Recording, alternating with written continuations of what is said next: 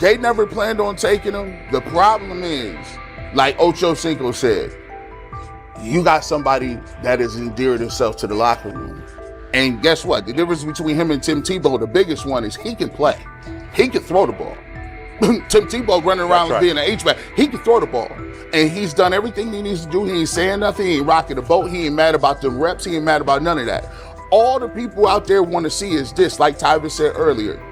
We want to see what he can do with Jerry Jeudy. Online reactions are sharply divided. Some fans strongly support Sanders, while others argue he is overrated. Traditional analysts cite statistics and claim his recognition comes mainly from his father's name. Sanders supporters are actively celebrating his rise and already predicting a future NFL career. Sports media outlets have made his candidacy a central topic of debate. The discussion now extends beyond statistics and victories to include his marketability, public image, and on-field presence. Sorry, is Shedeur Sanders going to get a chance to win this job? Do you believe he gets a legit shot to win this job?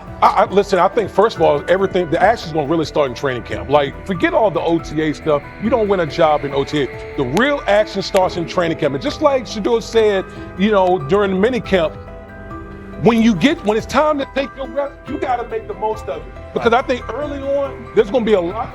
Remember, Joe Flacco didn't hardly practice in OTAs and mini camps because they were giving the young guys. Right. So when he gets his opportunity, he's going to have to make the most of it. Analysts are closely reviewing game footage to evaluate Sanders' decisions and mechanics, while others examine his social media activity to see how he balances content creation with quarterback duty. Shedeur Sanders' placement on ESPN's early first-team list has taken over the college football conversation. Supporters circulate his highlights and argue that his on-field production and leadership justify the honor. Skeptics claim the recognition relies too heavily on his family name and question whether his resume is strong enough for first-team status. Analysts are rewatching game footage to assess his reads, accuracy, and pocket presence, while others examine how he balances a high-profile social media presence with quarterback responsibilities. The debate has pushed other storylines, such as conference realignment and NIL issues, into the background, leaving fans and commentators focused on Sanders' performance, marketability, and overall impact on the sport. I'll keep saying it. I believe Shedeur Sanders should play more games than any other quarterback on this roster this year, because he's the only guy that I look at and say they might have something here. Because I'm telling you right now, they left night one of the draft saying we are taking our quarterback next year. So it's on Shedeur or Dylan or Kenny, probably not Joe, to change their mind. To change their mind. But you got to find out.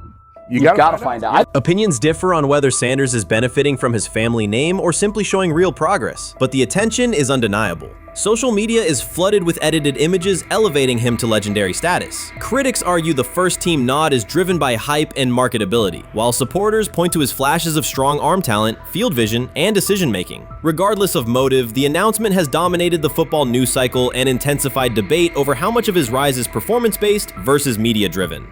Highlight reels rarely show Sanders' turnovers, late-game mistakes, or inconsistent stretches. Being named to a first-team watch list suggests sustained dominance, something Sanders has displayed only in flashes. His selection appears driven as much by brand recognition and media appeal as by performance. ESPN's decision has intensified debate. Data-driven critics post statistics that question his resume, while passionate supporters predict awards and future NFL success. Commentators recall a time when first-team consideration required years of proven excellence. Yet many fans already see the announcement as confirmation that Sanders is on track for major college football honors. Shedeur Sanders has earned first-team reps when training camp commences later in July. I'm not saying like he's the first guy up when you do 11 on 11s, day 1, 2, 3, 4, 5 at training camp. I'm not necessarily saying that.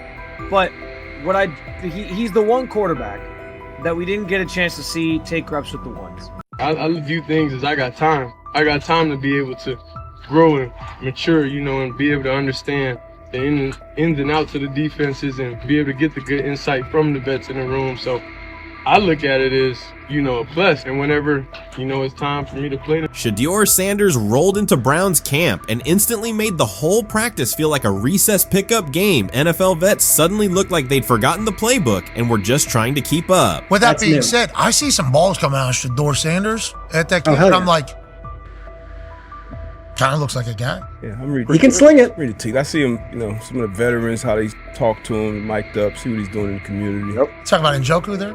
joking like that. But you once you see, different little interactions and things like that, I know he has the talent. We'll see. It'll be a competition that usually brings the best out of guys, especially young guys. So I'm interested to see how that quarterback situation. Right after Shedeur, Sanders tightened his cleats and the Browns settled in for what they figured was a routine camp day, the whole vibe tilted sideways. No blazing comet, no UFO touching down at midfield, just a swagger-charged quarterback striding in like he'd crashed the wrong league and thought, yeah, I'll stick around and run this show. The Browns had no clue what storm was rolling in. You'd expect an NFL team to do a quick scout, maybe pull up a highlight reel or two, but nope.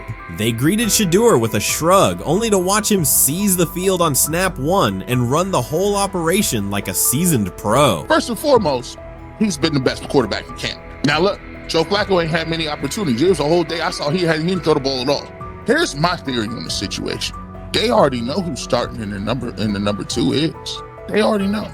Joe Flacco and Shedeur Sanders is already locked up. You're missing the boat, people. You're missing the boat. Your boy, Kenny Pickett and Dylan Gabriel, they're fighting. Shedeur didn't merely clock in, he hijacked the session. One moment he's loosening his arm, the next he's roasting veteran QBs like faded names on busted draft boards. Defensive coordinators everywhere had the same gut punch reaction.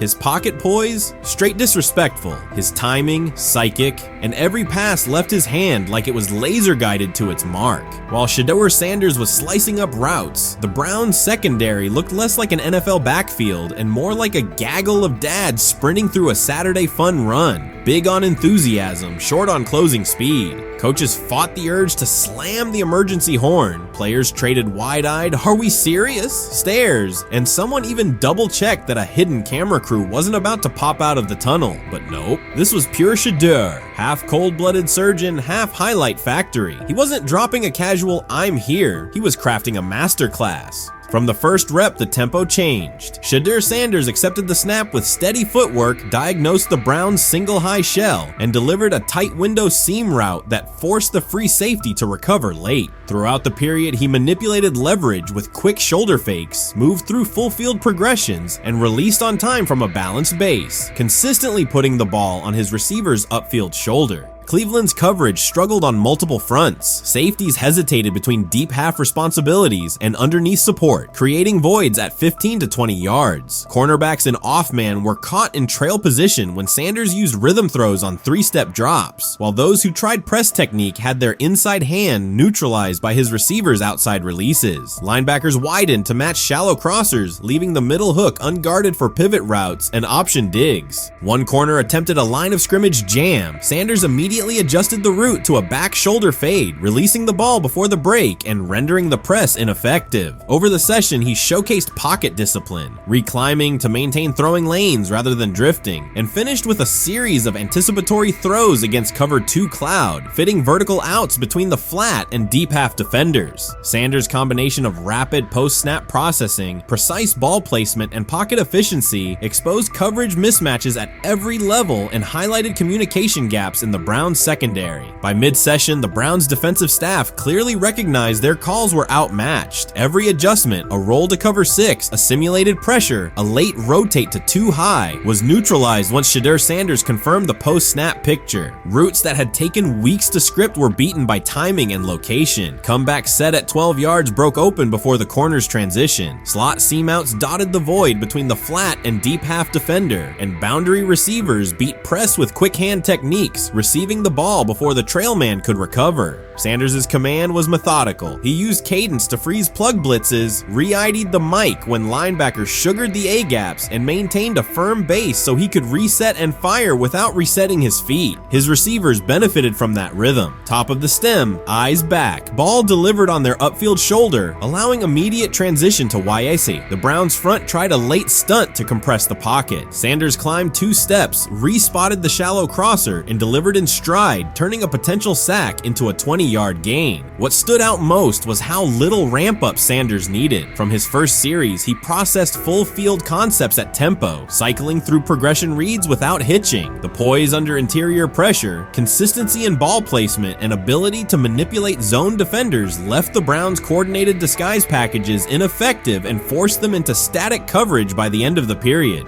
In short, Sanders' efficient mechanics, rapid processing, and anticipatory accuracy rendered Cleveland's defensive game plan ineffective at every level, from pre-snap disguise to post-snap spacing. Imagine there's many people that think Dylan Gabriel's a better quarterback than Shedeur Sanders. I don't care where they were drafted. And if the Browns are the one team that thinks that, then I'm going to suspect it's not true. They don't know what. Listen, I've been on every quarterback evaluation for 30 years. Right. I never root against anybody. Yeah. But I'd be surprised if Dylan Gabriel's ever a legitimate starting quarterback for the Cleveland Browns. I'd be surprised. I just don't think. Well, then it is a wasted pick because you took him in the top 100.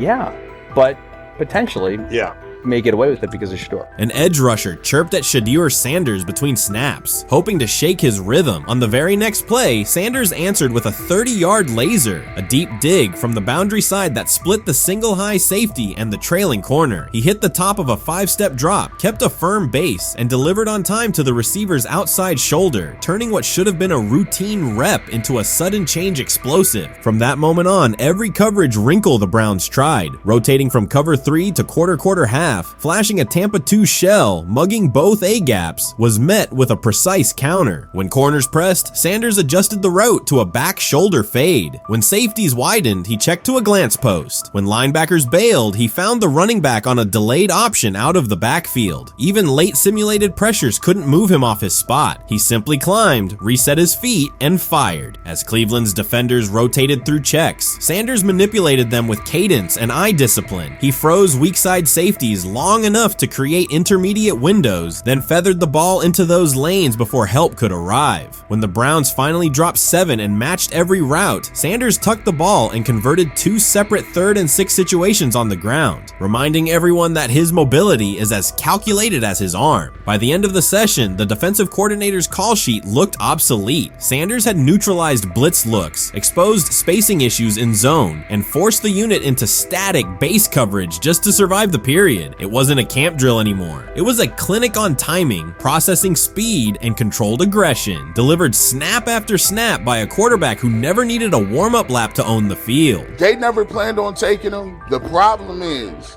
like Ocho Cinco said, you got somebody that has endeared himself to the locker room. And guess what? The difference between him and Tim Tebow, the biggest one, is he can play. He can throw the ball. Tim Tebow running around being an H-back. He can throw the ball. And he's done everything he needs to do. He ain't saying nothing. He ain't rocking the boat. He ain't mad about the reps. He ain't mad about none of that. All the people out there want to see is this, like Tyler said earlier. We want to see what he can do with Jerry Jeudy. That's it. I want to see what he can do with David Njoku. I want to see him with Junkins. I want to see him with the first running backs. If you are cooking, if you are beating down the doors with the 3s and 4s, guess what? You deserve more. From the first team period on, Cleveland's secondary looked a step slow. A deep third safety hesitated on a post-snap rotation, leaving Shedeur Sanders free to climb the pocket and fire a 22-yard out that arrived before the defender could plant and drive. The supporting cast around him, players fighting for roster spots, not Pro Bowl invites, benefited from his command. Sanders used tempo to control the defensive front, altered protections at the line, and located throwing lanes so quickly that one receiver didn't register the catch until he crossed the goal line. As the Browns tried new personnel groups, coverage busts multiplied. Starters slipped out for hamstring stretches while rookies rotated in, only to find the ball arriving on their blind side before they'd completed a midpoint squeeze. On a later 3rd and long, Cleveland finally closed the interior rush lanes, compressing the pocket with 3 defenders. Sanders pivoted through the traffic, stepped into a narrow escape window, and, without resetting his shoulders, whipped a no-look pass to the boundary curl for a fresh set of downs. The throw turned a potential sack into an explosive play and left the coaching staff scrambling for answers. The people who are fascinated by Shedeur for whatever reason, whether it's his play, I guess, last year was kind of fun. If you're just like a guy who grew up like loving Deion Sanders and passed that love on down to your kids, I can see why you're like that. The one thing I will give them is you're looking at this quarterback room. If you're a fan of Shedeur and say, why can't he go beat Dylan Gabriel or Joe Flacco or Kenny Pickett? So I do understand that part of it, right? Because why not? Why couldn't he be a Brown starter in October or November? That looks like a quarterback room where everyone will get a chance to start. When he led college football in completion percentage and he threw almost 40 touchdowns for over 4,000 yards, How tall was he? Because they make it seem like he shrunk all of a sudden, RC. Oh, how lively was his arm? Because all I know is somebody did that. Somebody threw for over 4,000 yards, somebody threw for almost 40 touchdowns, and somebody led college football in completion percentage. Now, I'm trying to figure out, what I try to figure out all the time, Mel, is how a guy that hadn't played football in almost 5 months. Shannon Sharpe has publicly defended Shedeur Sanders and criticized those questioning him. Sanders has earned higher recognition and some fans are responding negatively. Although there's debate about whether he belongs on a second team list, Sharpe maintains that Sanders' career is clearly ascending. Reactions on social media are mixed. Some users are angry, others are surprised, and a few say they anticipated this result. The conversation remains active. When reports confirmed that Shedeur Sanders had been elevated from second team to near top tier status, Shannon Sharpe issued an emphatic response. He delivered a detailed rebuttal to critics, underscoring why Sanders deserved the promotion and directly challenging those who doubted the decision. I don't think that he was underprepared during these meetings. I don't believe any of these stories that he showed up arrogant and that he was bombing his interviews. I mean, you watch the film, he's on time, he's on point. You watch his interviews, he answers like a 10-year NFL veteran. Like, he's clearly dominating OTAs. It's every single day there's a new report of how well he's doing for the Browns in OTAs. And I mean, you can say what you want, it's just OTAs. Okay, if that's your new narrative, then he's doing exactly what he needs to be doing. He's on point, he's on time, he's getting the respect of his teammates, and he's making plays. So we're gonna see years down the line, something's gonna come out that I don't know what exactly it was, but something will come out. Critics have been waiting for an opportunity to dismiss Sanders. They labeled him overrated, accused him of benefiting from nepotism, and claimed his profile came only from his last name and polished image. Within their own echo chamber, they cited every game in which he fell short of huge passing numbers as validation of their doubts. Since Sanders has begun receiving formal recognition, criticism has escalated. A wave of self-appointed analysts is dissecting his throwing mechanics and team role, and many online commentators now argue that his promotion reflects deeper problems within the sport. Shannon Sharpe rejected each criticism directed at Shedeur Sanders. During the broadcast, he turned a routine segment into a detailed examination, acting as presenter, interrogator, and fact-checker. Sharpe walked viewers through game film, season statistics, and scouting reports to show why Sanders merited his recent promotion. Whenever a panelist claimed Sanders had not earned the role, Sharpe countered with completion percentages, efficiency ratings under pressure, and documented late-game drives that changed outcomes. He stressed that the backlash was driven less by on-field evidence and more by reluctance to revise earlier opinions. Sharpe argued that critics were upset not because Sanders lacked qualifications, but because his progress contradicted their initial narrative. By the end of the discussion, Sharpe had moved past simple defense and reframed Sanders as a clear example of performance-based advancement, demonstrating that early predictions can be wrong. Never heard of no Dylan Gabriel or Tyler Shock. What the hell is that? So how is Shedeur Sanders going behind them? I'll tell you how. Collusion. 4 different times they passed on him. How the hell does that happen? 4 rounds. It doesn't happen to a quarterback. We've never seen anything like this before.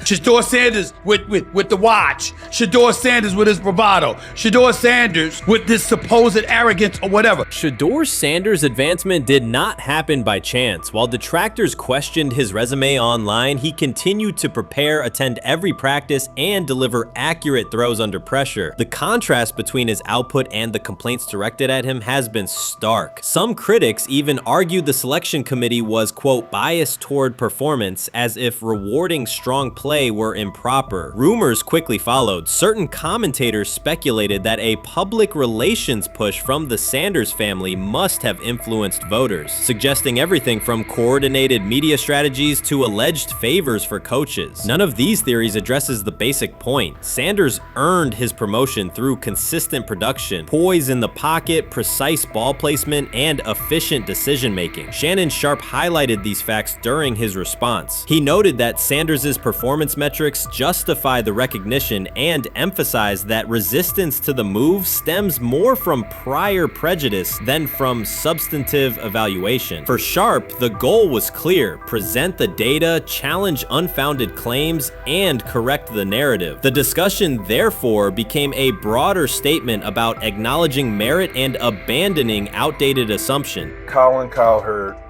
defend college basketball coaches who have gotten a DUI, come to their defense and say they didn't need to be fired, that they deserve a second chance.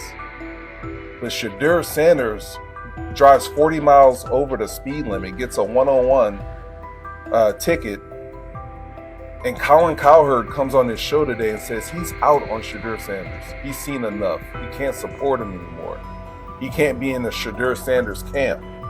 because of the speeding ticket. Shannon Sharpe addressed commentators who portray constant doubt as expertise. Those who discount strong performances with "we'll see" but declare bust after a single mistake. He noted their belief that progress only counts if an athlete visibly struggles. Sharpe's response was methodical rather than emotional. He presented evidence, cited statistics, and calmly refuted each claim. Following his remarks, several critics began revising or deleting earlier posts, recasting themselves as longtime supporters of Shedeur Sanders despite having questioned him for months. Sharpe insists on accountability, naming specific individuals and dates while requesting public acknowledgement of prior errors. He argues that analysts cannot spend months undermining a player's potential and then quietly adopt a supportive stance once the athlete succeeds. These are serious, big-time, top-of-the-line playmakers that they have. If you can go 45-42 in the fourth quarter because your quarterback set the school record with 510 yards passing.